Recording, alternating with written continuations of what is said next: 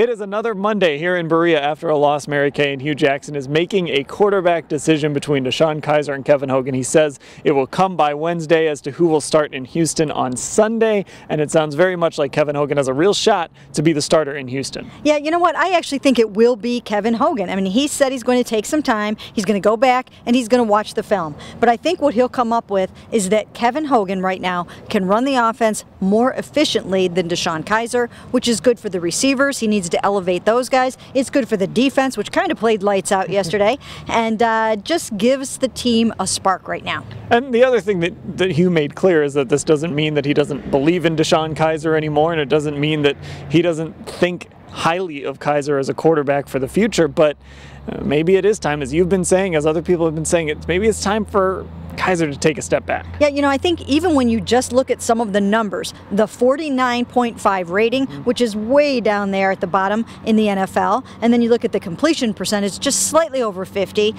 You look at 3 touchdowns against 9 interceptions, and above all those red zone turnovers. It really says it's time for him to take a step back and watch Kevin Hogan for a bit.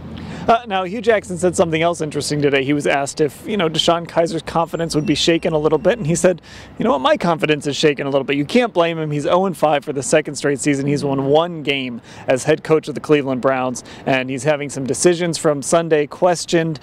Some of it was execution, some of it is fair criticism, but kind of the first time we've heard Hugh kind of admit that.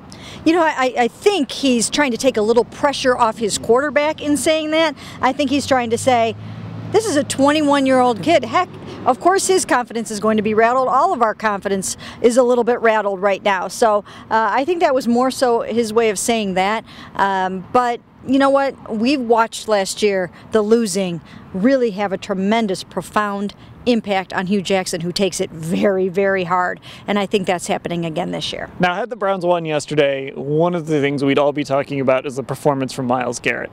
In under 20 snaps, he came up with 2 sacks, had a big impact on the game. I mean, you can make the case that he had an impact on that play where Jason McCourty had the interception, doing so much, and Joe Thomas had high praise for him today. Of course, Hugh Jackson has had high praise for him. It was very good to see the #1 pick not only out there, but making plays. Well, you know, you could not have written the script any better for Myles Garrett to come in on his very first NFL snap and have a sack on that. I mean, that's exactly what you would want. That's how you would draw it up. I'm sure that's what he's envisioned ever since he was a young boy thinking about playing in the NFL.